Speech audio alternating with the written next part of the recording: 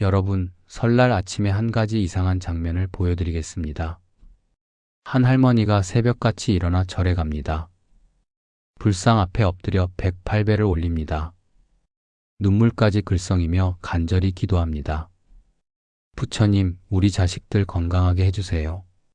우리 가족 평안하게 해주세요. 그리고 집으로 돌아옵니다. 그런데 집에 돌아온 그 할머니가 며느리에게 하는 첫 마디는 무엇입니까? 떡국이 왜 이 모양이야? 간이 하나도 안 맞잖아. 절에서는 부처님께 고개를 숙이면서 집에서는 가족에게 고개를 빳빳이 세웁니다. 절에서는 자비를 구하면서 집에서는 잔소리를 쏟아냅니다. 절에서는 보시를 하면서 집에서는 불평을 합니다. 이것이 우리의 모습입니다. 부처님은 이 모습을 보시며 무슨 생각을 하실까요? 부처님께서는 부모운 중경에서 분명히 말씀하셨습니다. 집안에 부처님이 계시니 멀리서 찾지 마라. 부모가 곧 부처이고 배우자가 곧 보살이며 자녀가 곧 미래의 부처입니다. 우리가 절에서 그토록 정성껏 절하는 그 부처님이 사실은 지금 여러분 옆에서 떡국을 끓이고 있고 세배를 하러 오고 있고 방에서 장난을 치고 있습니다. 오늘 이 시간 우리는 설날이라는 명절을 부처님의 눈으로 다시 읽어볼 것입니다. 떡국 한 그릇에 담긴 수행의 의미, 세배에 숨겨진 하심의 지혜, 가족이라는 이름의 도량에서 우리가 진짜 닦아야 할 것이 무엇인지, 이 이야기가 끝나면 여러분은 올해 설날을 완전히 다른 마음으로 보내시게 될 것입니다. 가장 가까운 부처님께 마음의 공양을 올리는 법, 지금부터 함께 시작하겠습니다. 설날 아침 온 가족이 둘러앉아 떡국을 먹습니다. 하얗고 둥근 떡이 맑은 국물 위에 떠 있습니다. 우리는 이것을 그저 설날에 먹는 음식이라고만 생각합니다. 그런데 부처님의 눈으로 이 한 그릇을 바라보면 그 안에 놀라운 수행의 의미가 담겨 있습니다. 떡국의 흰 떡은 새해의 깨끗한 마음을 상징합니다. 묵은 해의 때를 벗기고 하얀 도화지처럼 새롭게 시작한다는 뜻입니다. 이것은 부처님이 말씀하신 참회와 같습니다. 지난 한 해 동안 내가 지은 잘못, 내뱉은 거친 말, 품었던 삿된 마음을 모두 내려놓고 흰 마음으로 돌아가는 것. 떡국 한 숟가락을 뜨는 행위가 사실은 참회의 수행입니다. 그런데 여기서 더 중요한 것이 있습니다. 이 떡국을 누가 만들었습니까? 새벽같이 일어나 떡을 썰고 육수를 내고 간을 맞추고 그릇에 담아 상에 올린 사람이 있습니다. 어머니이든 며느리이든 아내이든 누군가의 손이 이 한 그릇을 만들었습니다. 그 사람의 수고를 우리는 얼마나 알고 있습니까? 부처님께서는 보실한 재물만 베푸는 것이 아니라 몸과 마음과 시간을 베푸는 것이라 하셨습니다. 떡국을 만드는 그 행위가 바로 보시입니다. 새벽부터 부엌에 서서 가족을 위해 음식을 준비하는 것, 그것은 절에서 부처님께 공양을 올리는 것과 다르지 않습니다. 아니, 어쩌면 더 큰 공덕입니다. 왜냐하면 살아있는 부처님에게 올리는 공양이니까요. 올해 설날 아침 떡국을 받아들 때 한 가지만 해보십시오. 만들어준 사람의 눈을 한번 바라보고 고맙습니다 라는 말 한마디를 건네보십시오. 그 세 글자가 그 사람에게는 세상에서 가장 큰 세뱃돈이 될 것입니다. 그리고 그 말을 건넨 여러분의 마음에도 따뜻한 복이 한 그릇 가득 차오를 것입니다. 그런데 떡국을 나누는 것만으로는 충분하지 않습니다. 설날에는 또 하나의 중요한 의식이 기다리고 있습니다. 설날의 가장 큰 의식은 세배입니다. 자녀가 부모에게, 손주가 조부모에게 큰 절을 올립니다. 절을 받는 어른은 덕담을 하고 세뱃돈을 건넵니다. 겉으로 보면 단순한 예절입니다. 그런데 이 세배라는 행위에 부처님의 놀라운 가르침이 숨어 있습니다. 절이란 무엇입니까? 나의 가장 높은 곳, 머리를 나의 가장 낮은 곳, 발 아래까지 내리는 행위입니다. 이것은 불교에서 말하는 하심, 즉 마음을 낮추는 것의 육체적 표현입니다. 성철 스님께서는 이 하심을 가장 중요한 수행으로 꼽으셨습니다. 나를 1인치만 낮추면 세상이 한 뼘 넓어진다. 세배는 바로 이 하심을 몸으로 실천하는 수행입니다. 그런데 역설적인 것이 있습니다. 세배에서 진짜 수행이 필요한 사람은 절을 하는 사람이 아니라 절을 받는 사람입니다. 왜냐하면 절을 받는 어른에게는 내가 어른인데 대접받아야지라는 교만심이 일어나기 쉽기 때문입니다. 손주가 절을 대충 하면 서운하고 자녀가 덕담을 안 기다리고 일어나면 불쾌합니다. 이 마음이 바로 아만입니다. 부처님이라면 어떻게 하셨을까요? 부처님은 제자들이 절을 올릴 때 당연하게 받지 않으셨습니다. 오히려 제자들의 수고를 먼저 알아보시고 따뜻한 눈빛으로 감사를 표하셨습니다. 세배를 받을 때 내가 어른이니까 당연하지가 아니라 이 아이가 나에게 마음을 표현해 주는구나라고 받아들이는 것. 그것이 진짜 어른의 품격이며 하심의 수행입니다. 올해 세배를 받으실 때 허리가 아프더라도 손주의 눈높이까지 한번 내려가 보십시오. 눈을 맞추고 머리를 한번 쓰다듬어 주시고 잘 왔다는 한마디를 건네 보십시오. 세뱃돈보다 그 눈빛과 손길이 아이의 마음에 평생 남을 것입니다. 세배보다 중요한 것은 자의 눈빛입니다. 하지만 가족이 모이면 항상 좋은 일만 있지는 않습니다. 솔직하게 이야기하겠습니다. 명절은 기쁜 날이기도 하지만 힘든 날이기도 합니다. 며칠 전부터 음식을 준비해야 하고 온 가족이 모이면 소란스럽고 오래 보지 못한 사이에 서로 서먹해진 관계가 불편하기도 합니다. 특히 시니어 세대에게 명절은 반가움과 수고로움, 기대와 실망이 뒤섞이는 복잡한 시간입니다. 자녀들이 오면 반갑습니다. 그런데 한편으로는 내 처지가 짐이 될까봐 미안한 마음도 듭니다. 며느리의 서툰 솜씨가 눈에 거슬리기도 하고 사위의 무심한 태도가 섭섭하기도 합니다. 손주들은 시끄럽게 뛰어다니고 집안은 어지럽습니다. 이런 상황에서 부처님이라면 어떻게 하셨을까요? 부처님께서도 가족이 있으셨습니다. 출가하기 전 야소다라라는 아내와 라훌라라는 아들이 있었습니다. 부처님은 가족의 번거로움을 모르시는 분이 아닙니다. 하지만 부처님은 모든 상황을 수행의 재료로 삼으셨습니다. 시끄러운 것은 시끄러운 대로, 서투른 것은 서투른 대로 그 자체를 있는 그대로 바라보는 것. 이것이 윗바사나 명상의 핵심인 알아차림입니다. 며느리의 서툰 떡국을 보면서 이게 뭐야 라는 판단이 일어나기 전에 먼저 알아차리십시오. 아, 지금 내 마음에 불만이 일어나고 있구나. 손주의 장난에 짜증이 오르기 전에 알아차리십시오. 아, 지금 내 마음이 시끄럽다고 느끼고 있구나. 판단하지 않고 그저 알아차리는 것. 그 한 박자의 여유가 잔소리를 미소로 바꾸고 불만을 감사로 바꿉니다. 명절의 소란함은 사실 생명의 생동감입니다. 집이 시끄럽다는 것은 가족이 살아있고 함께 모였다는 증거입니다. 조용한 명절이 얼마나 쓸쓸한 것인지 혼자 보내본 사람은 압니다. 그러니 올해 설날 모든 소란함을 수행의 재료로 삼아 보십시오.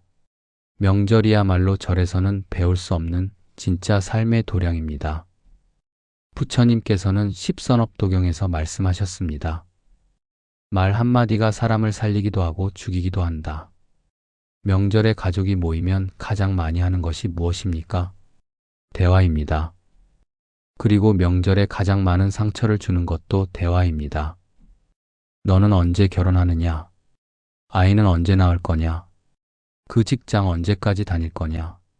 살이 많이 쪘구나. 이 말들이 관심에서 나온 것인지 습관에서 나온 것인지 생각해 보십시오.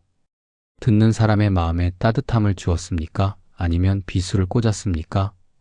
부처님은 이것을 구업, 입으로 짓는 업이라 하셨습니다.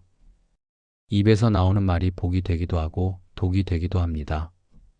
부처님이 가르치신 바른 말에는 4가지 원칙이 있습니다. 첫째, 진실한 말을 할 것. 둘째, 부드러운 말을 할 것. 셋째, 화합하는 말을 할 것. 넷째, 이로운 말을 할 것. 이 4가지를 명절 대화에 적용해 보십시오. 언제 결혼하느냐 대신 건강하게 지내고 있어서 다행이다. 살쪘네 대신 얼굴에 복이 찼구나. 같은 관심이라도 표현을 바꾸면 상대방의 마음에 꽃이 핍니다. 특히 어른이 되실수록 말의 무게가 다릅니다. 부모의 한마디, 조부모의 한마디는 자녀에게 평생을 따라다니는 축복이 되기도 하고 상처가 되기도 합니다.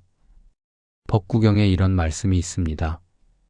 꽃향기는 바람을 거슬러 날아갈 수 없으나 덕 있는 사람의 향기는 사방으로 퍼져나간다. 여러분의 입에서 나오는 따뜻한 말 한마디가 이 설날 온 가족에게 퍼져나가는 향기가 될 것입니다. 올해 설날 입을 열기 전에 3번만 생각하십시오. 이 말이 진실한가, 부드러운가, 이로운가.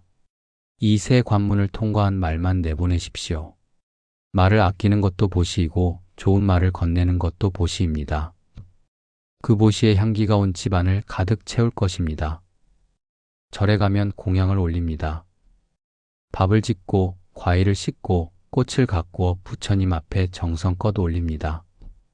그런데 생각해 보십시오. 진짜 공양은 무엇입니까? 음식을 올리는 것이 공양의 전부입니까? 부처님께서는 말씀하셨습니다. 최상의 공양은 마음의 공양이다. 아무리 비싼 음식을 올려도 마음이 없으면 공양이 되지 않고 물 한 잔이라도 간절한 마음으로 올리면 그것이 최상의 공양이 됩니다. 설날은 바로 이 마음의 공양을 가족에게 올리는 날입니다. 마음의 공양이란 무엇일까요? 첫째는 눈의 공양입니다. 가족을 볼 때 허물을 보지 않고 수고로움을 먼저 보는 것입니다. 며느리가 차린 상이 서툴더라도 그 서투른 손으로 정성을 다했음을 먼저 보십시오. 사이가 말수가 적더라도 바쁜 와중에 찾아온 그 마음을 먼저 보십시오. 둘째는 귀의 공양입니다. 가족의 말을 판단하지 않고 그저 들어주는 것입니다. 자녀가 하는 이야기에 그건 아니지, 그렇게 하면 안 되지라고 끊지 말고 끝까지 들어주십시오. 관세음보살의 관은 바라본다는 뜻이고 음은 소리라는 뜻입니다. 세상의 소리를 있는 그대로 들어주는 것, 그것이 관세음보살의 수행입니다.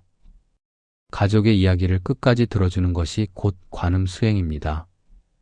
셋째는 손의 공양입니다. 자녀의 어깨를 한번 두드려 주십시오. 손주의 머리를 한번 쓰다듬어 주십시오. 배우자의 손을 한번 잡아 주십시오. 말보다 따뜻한 것이 손길입니다. 부처님이 중생을 어루만지시듯 여러분의 손이 가족을 어루만지는 부처님의 손이 됩니다.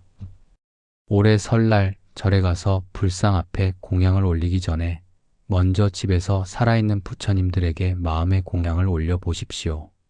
눈으로, 귀로, 손으로 올리는 이 공양이 어떤 재물보다 귀한 복이 됩니다. 그 복은 여러분 자신에게도 고스란히 돌아올 것입니다. 설날에 가장 많이 하는 인사가 있습니다. 새해 복 많이 받으세요. 너무 익숙해서 아무 생각 없이 쓰는 말이지만 부처님의 눈으로 보면 이 인사에는 중대한 오류가 하나 있습니다. 받으세요 라는 말입니다. 복은 받는 것이 아닙니다. 부처님께서는 분명히 가르치셨습니다. 복은 하늘에서 내려오는 것이 아니라 내가 짓는 것이라고. 불교에서 복을 말할 때 조복이라는 표현을 씁니다. 조는 짓다는 뜻입니다. 집을 짓듯 밥을 짓듯 복도 내 손으로 짓는 것입니다. 남이 지어서 갖다 주는 것이 아닙니다. 그렇다면 복은 어떻게 짓습니까? 부처님은 3가지를 말씀하셨습니다. 보시로 짓고, 지게로 짓고, 수행으로 짓는다. 가족에게 따뜻한 말을 건네는 것이 보시이고 잔소리를 참는 것이 지게이며 명절의 번거로움을 수행으로 받아들이는 것이 수행입니다. 이 3가지를 설날 하루만이라도 실천하면 여러분은 오늘 하루 동안 엄청난 복을 짓는 것입니다. 그리고 지은 복은 반드시 돌아옵니다. 이것이 인과의 법칙입니다. 오늘 며느리에게 건넨 따뜻한 한마디가 내년 설날 더 밝은 미소로 돌아옵니다. 오늘 손주에게 보여준 넉넉한 웃음이 나중에 그 아이의 따뜻한 인격으로 돌아옵니다. 복은 은행의 적금과 같습니다. 지금 넣어두면 반드시 이자가 붙어서 돌아옵니다. 올해부터는 새해 복 많이 받으세요가 아니라 새해 복 많이 지으십시오라고 인사해 보십시오. 그 한 글자의 변화가 여러분의 새해를 완전히 바꿀 것입니다. 받기를 기다리는 사람은 늘 부족하지만 짓기를 실천하는 사람은 늘 풍요롭습니다. 마지막으로 나이 드신 여러분께 부처님의 한 말씀을 전하겠습니다. 많은 분들이 명절이 되면 기쁘기도 하지만 한편으로는 내가 자식들에게 짐이 되는 건 아닌가 하는 미안함을 느끼십니다. 몸이 예전 같지 않고 귀가 어두워지고 기억력이 흐려지면 나는 이제 쓸모가 없다는 생각이 들기도 합니다. 하지만 부처님의 눈으로 보면 전혀 다릅니다. 나이 들면 쇠퇴가 아니라 성숙입니다. 가을산의 단풍을 보십시오. 나무가 늙어가는 것입니까? 아닙니다. 나무가 가장 아름다운 색을 뽐내는 것입니다. 봄의 연두, 여름의 초록은 누구나 할 수 있습니다. 하지만 가을의 붉은 노을 같은 빛깔은 오직 세월을 견딘 나무만이 낼 수 있습니다. 여러분의 주름 하나하나가 세월이 새겨놓은 지혜의 결입니다. 여러분의 느린 걸음 하나하나가 세상을 천천히 깊게 보는 여유입니다. 여러분이 자리에 앉아 계시는 것만으로도 가족에게는 든든한 산이 됩니다. 산은 아무것도 하지 않지만 그 자리에 있다는 것만으로 세상을 지탱합니다. 여러분이 바로 그 산입니다. 부처님께서는 이렇게 말씀하셨습니다.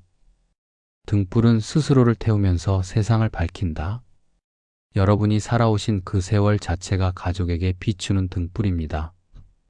젊은 가족들이 미처 알지 못하는 삶의 이치를 여러분은 이미 몸으로 겪어 아십니다. 그 삶 자체가 가족을 비추는 빛입니다. 올해 설날 미안해하지 마십시오. 짐이 된다고 생각하지 마십시오. 여러분은 짐이 아니라 빛입니다. 깊어가는 가을산의 단풍처럼 여러분이 그 자리에 계시는 것만으로 이 세상은 더 아름답습니다. 여러분, 떡국 한 그릇에 나이 한 살을 더하는 것이 아니라 지혜 한 조각을 더하는 설날 되십시오. 절에 가서 불상 앞에 절하기 전에 먼저 곁에 있는 살아있는 부처님들에게 마음의 공양을 올리십시오. 눈으로, 귀로, 손으로, 말로 올리는 그 공양이 여러분이 오래 지을 수 있는 가장 큰 복입니다. 새해 복 많이 지으십시오. 그리고 그 지은 복을 마음껏 누리십시오. 여러분 한 분 한 분이 이 세상의 등불이며 가족이라는 도량의 주지 스님이십니다. 성불하십시오. 나무 아미타불.